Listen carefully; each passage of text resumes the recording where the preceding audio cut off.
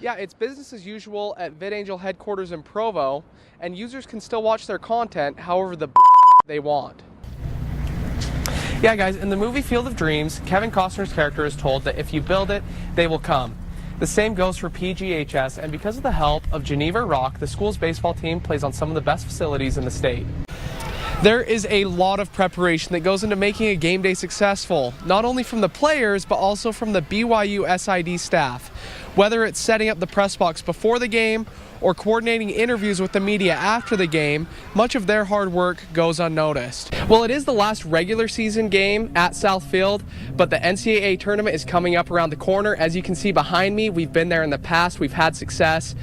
We have a great opportunity to get a high seed and play host throughout the playoffs. It's not uncommon to see students on BYU campus walking around with one of these or one of these.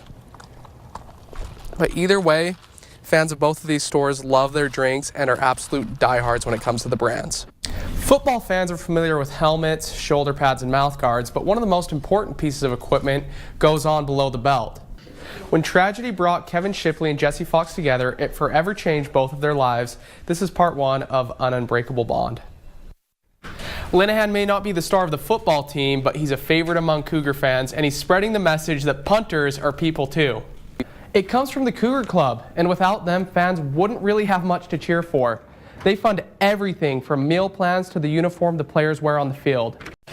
98% of BYU students identify as members of the LDS Church, and less than 2% of the students are African American. 11 News reporter Zak Hicken tells us how some athletes who fall into both categories say transitioning to BYU can be difficult. Yeah, some of these athletes refer to themselves as double minorities, and I had a chance to speak to a few about their experience at BYU. There are 118 athletes on the BYU football roster. Less than 10 are non-LDS and African American. Provo's unique demographic creates quite the culture shock for these double minorities. It's different, growing up in Texas, Dallas, big area, and then being out here in Provo, it is different for sure. Brian Logan is a former BYU athlete. And that is picked off by Brian Logan, who now hosts the Royal Blue podcast. He uses his show as a platform to discuss ways BYU can help double minorities transition.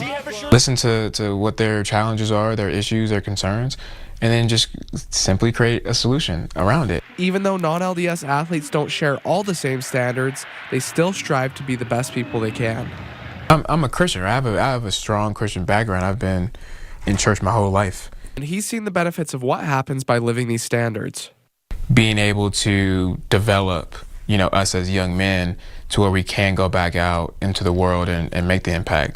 Corners, this side. Start on this side. Okay. BYU defensive back coach Gennaro Guilford is a former athlete and knows how difficult it can be to adapt. Some of them are growing up not living the lifestyle or the honor code that we have here. So that can be difficult for a kid when they've grown up with certain things not being wrong. Guilford uses his experience to mentor current players. Just to kind of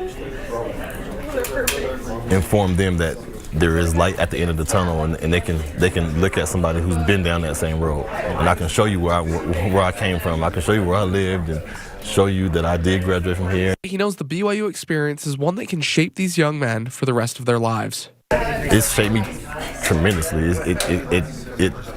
It's opened my eyes to so many different things that I would have never even thought about. So much that he decided to return. When I first got here, I would have never thought I'd be back. The BYU football team has built a family culture where current players are comfortable.